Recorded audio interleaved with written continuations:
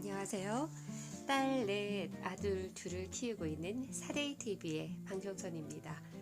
오늘은 여러분에게 인문 에세이집인 도서출판 토기장에서 출발한 김경섭 작가님의 천사는 오후 3시에 커피를 마신다 라는 책의 일부를 담백하게 읽어드리려고 합니다.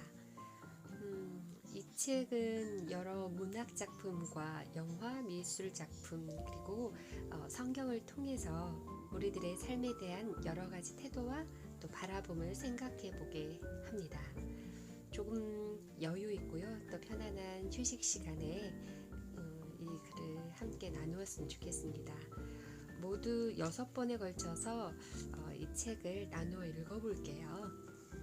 자, 그럼 지금 멈추어 숨을 고르며 인생을 정돈하는 시간, 깊은 사색을 위한 오후 3시의 티타임에 당신을 초대합니다. 제1부 삶의 먼지를 묻히지 마라. 삶에도 문법이 있다. 문법 참 어렵다. 그러나 문법은 중요하다. 문법이 무시되면 문제가 생긴다. 그러니 문법 익혀야 한다. 삶에도 문법이 있다. 이것을 삶의 문법이라고 한다. 그런데 이 문법은 더 어렵다. 지금 책상 위 한 점 그림을 본다. 영국 화가 존 콜리어의 고다이버 부인이다.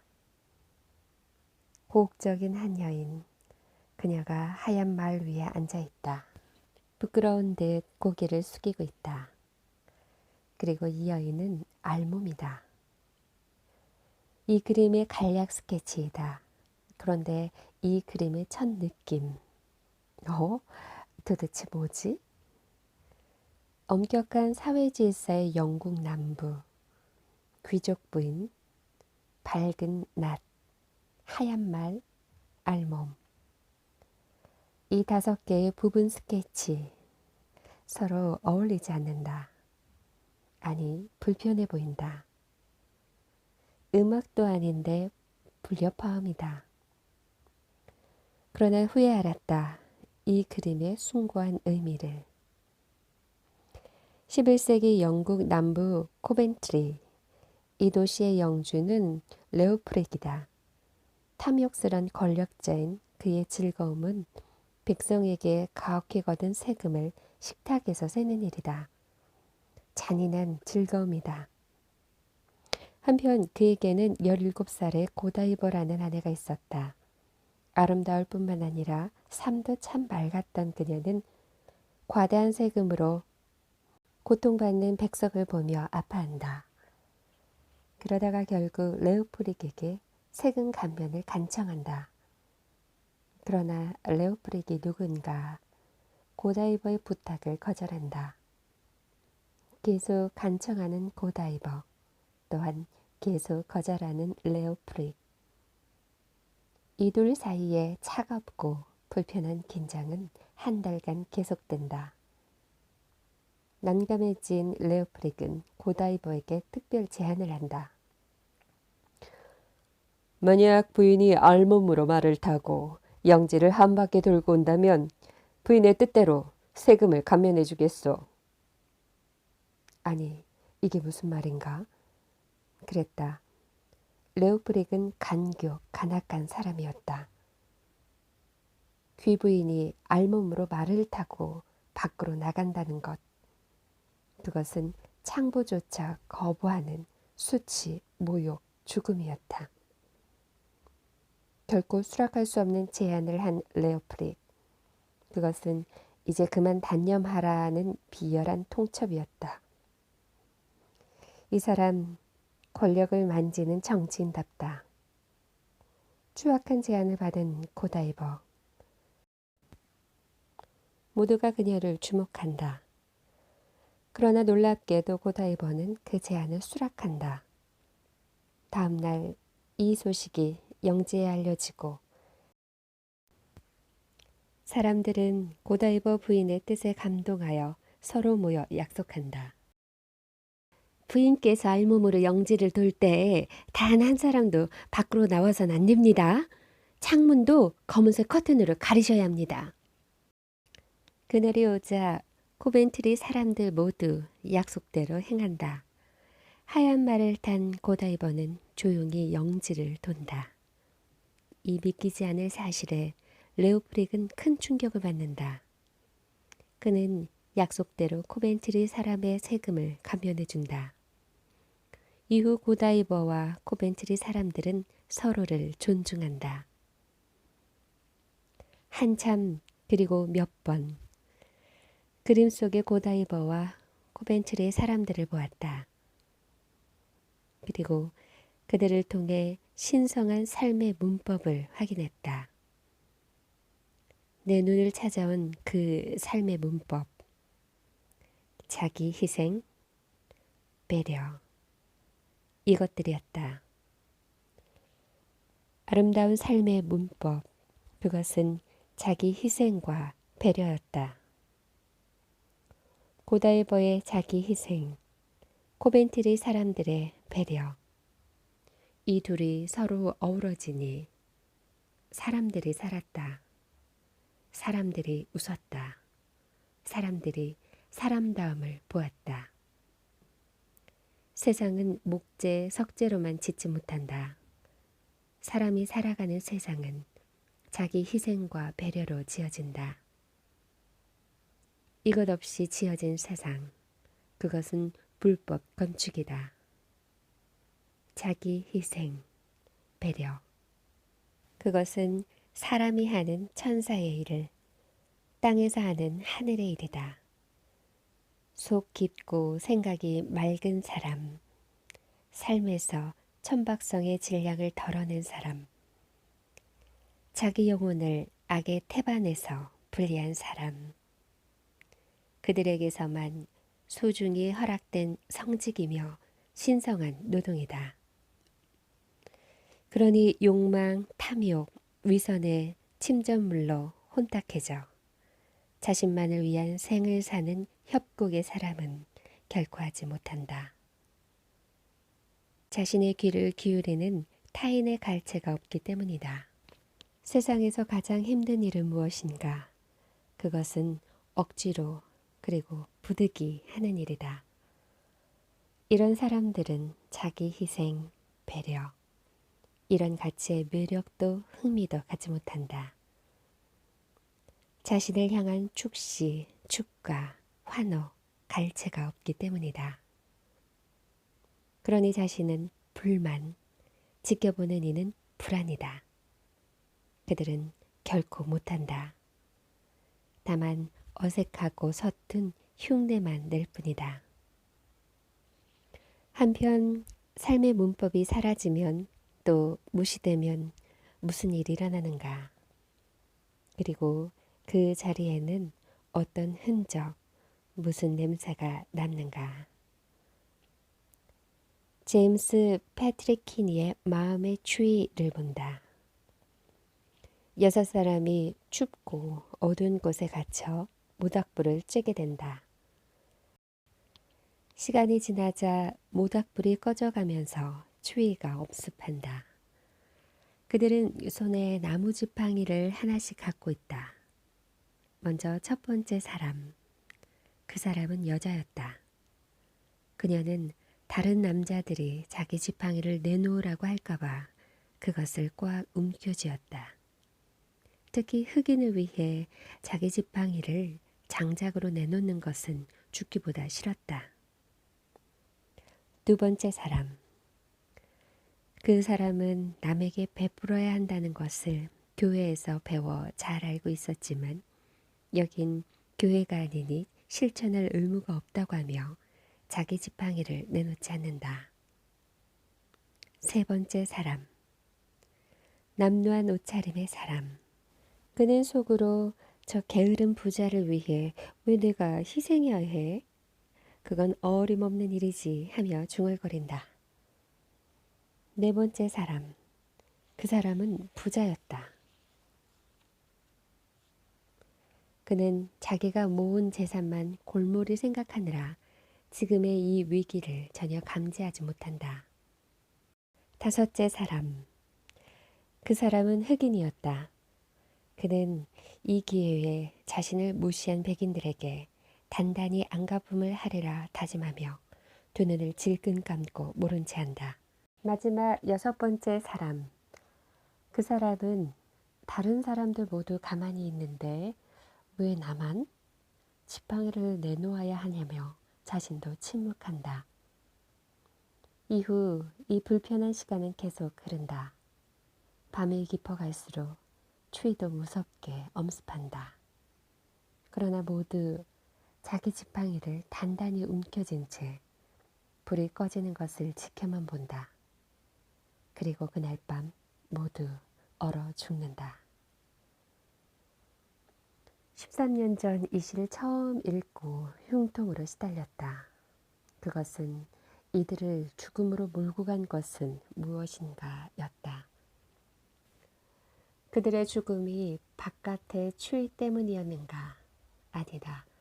그들을 살해한 것은 마음의 추위였다. 그들 모두는 스스로 만든 추위에 동사했다.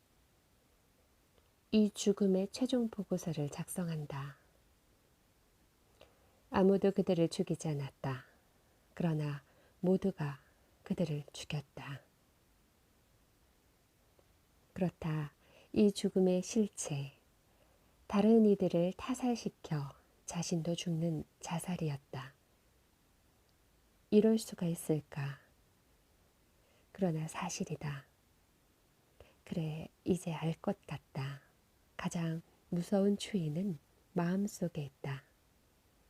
냉담, 냉대, 냉정, 이런 겨울 언어들이 삶과 세상을 해빙 없는 빙벽의 동토로 유폐시킨다. 아, 슬프다.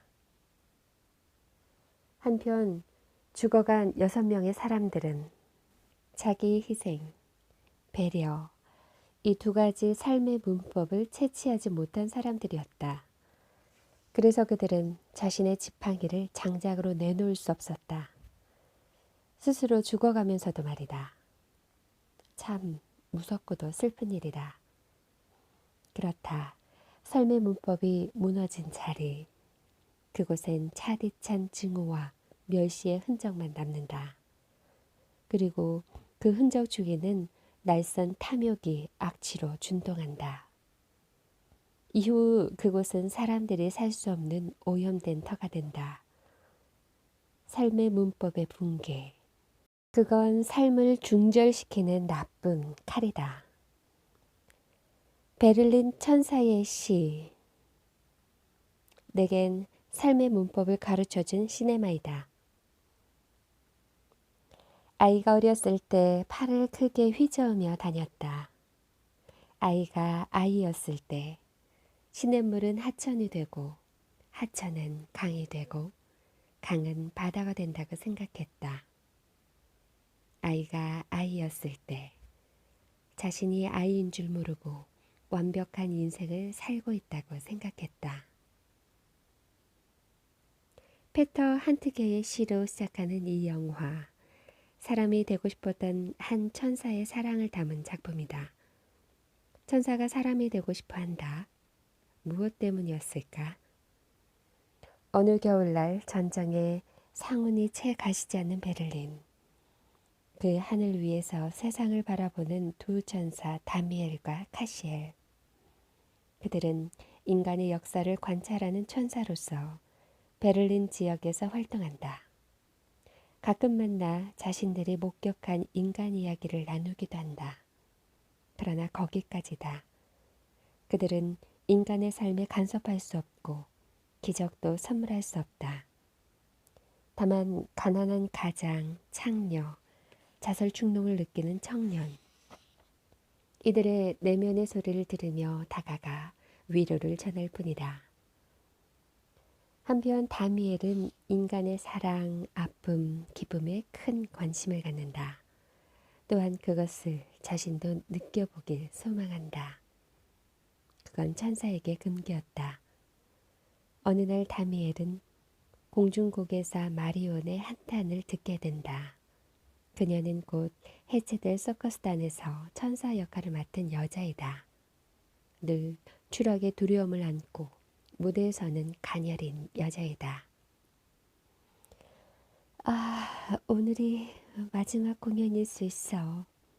이 서커스단이 사라지면 난 어떻게 하지? 다미엘은 밤마다 마리온을 찾아가 그녀의 슬픈 노래를 듣는다. 그럴 때마다 그녀를 도울 수 없는 자신을 한탄한다.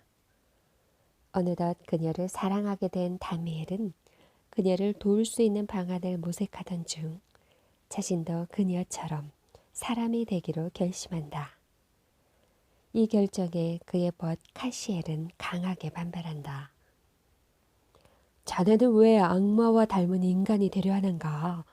분명 후회할 걸세. 그러나 벗의 만류에도 불구하고 다미엘은 사람이 되는 것을 선택한다. 실망한 카시엘은 그의 선택을 조롱한다. 사람이 된 다미엘, 이제 하늘을 나는 힘, 사람의 내면의 소리를 들을 수 있는 능력은 사라지고 없다. 또한 다미엘은 자신의 붉은색 피를 보고 놀라고 처음 맛보는 커피 맛에 기뻐 감격한다. 이후 다미엘은 마리온에게 청혼하고 그녀의 반려가 된다. 천사 카시엘은 하늘로 돌아가고 다미엘은 사람으로 살아간다. 한편 이 작품의 백미, 마지막 공연을 위해 공중비행을 연습하는 마리온. 그녀는 여전히 추락에 대한 공포를 떨쳐내지 못한다. 다미엘이 그네 아래서 그녀를 붙잡아주며 격려하고 위로한다.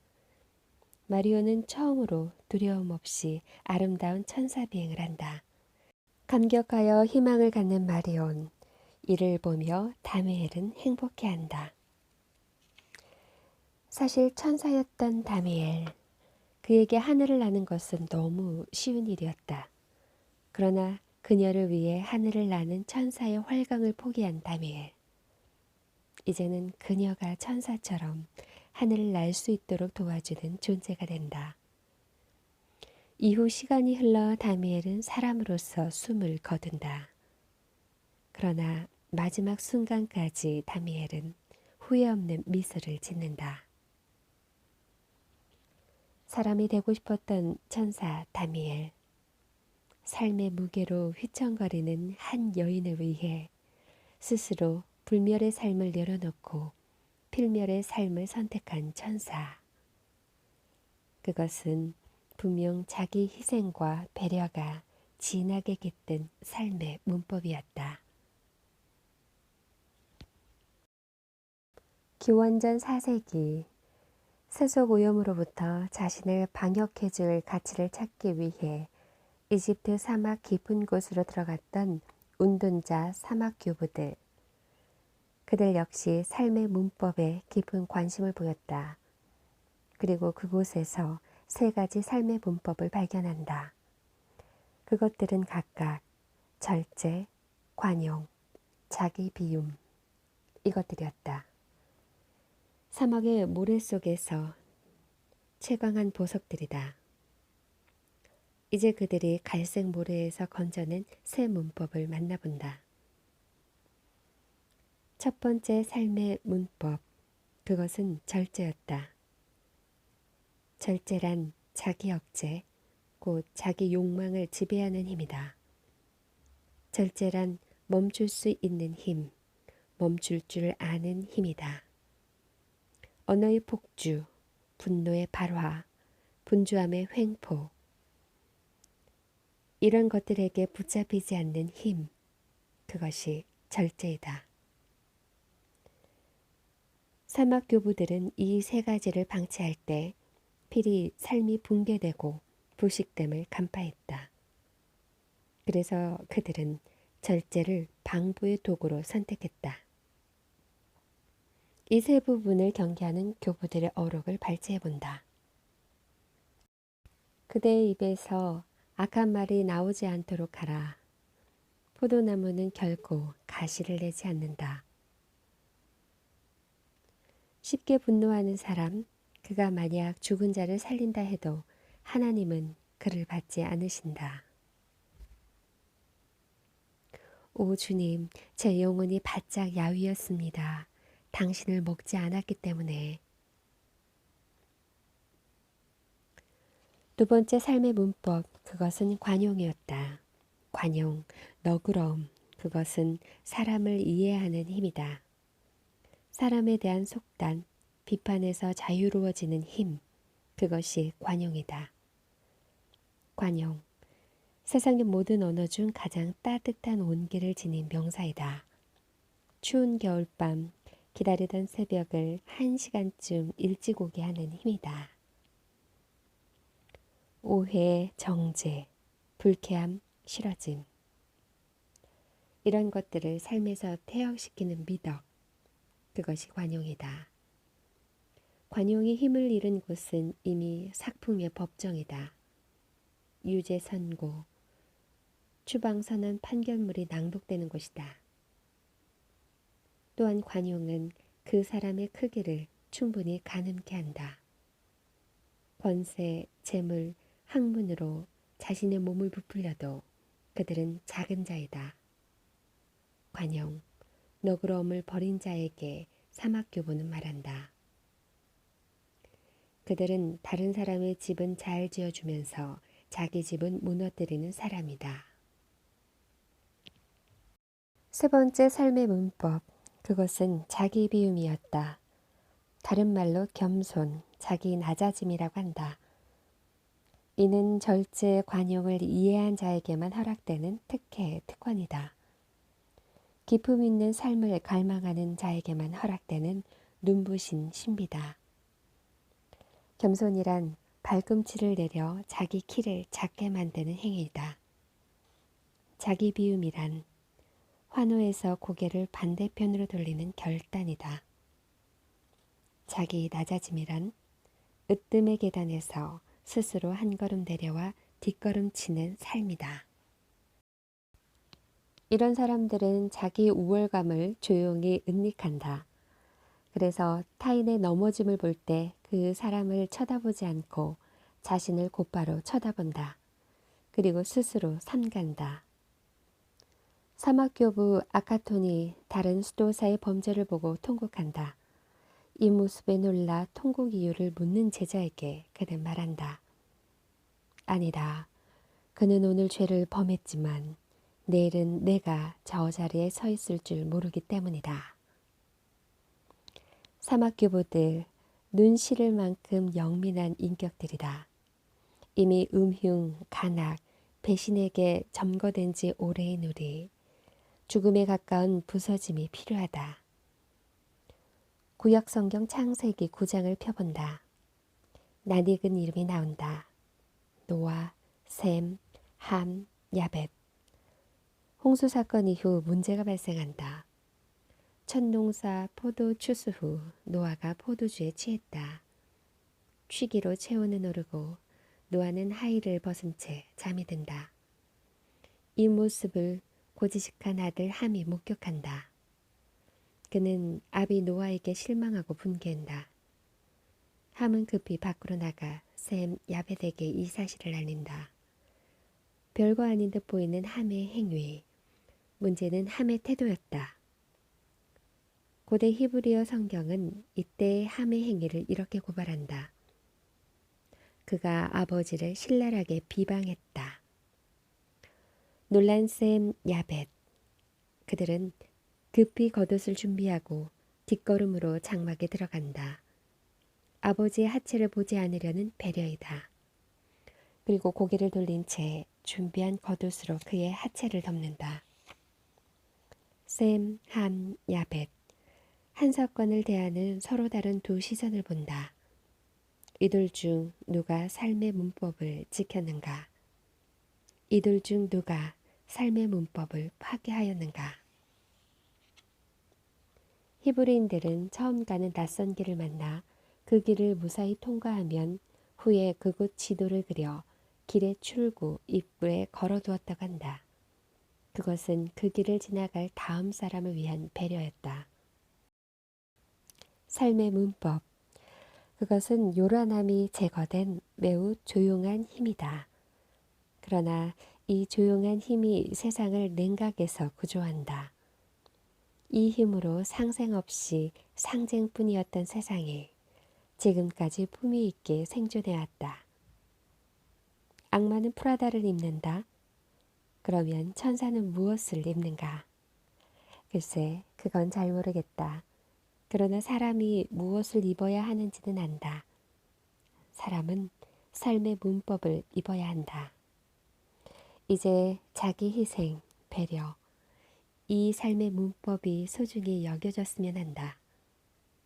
작가 앙드르 말로는 인간의 조건에서 말한다. 지금까지 당신은 소중히 여기는 것을 다만 좋아만 했지만 이제는 당신이 좋아하는 것을 위해 죽을 수 있어야 한다. 그렇다. 이제 삶의 문법을 가슴으로 좋아해보자.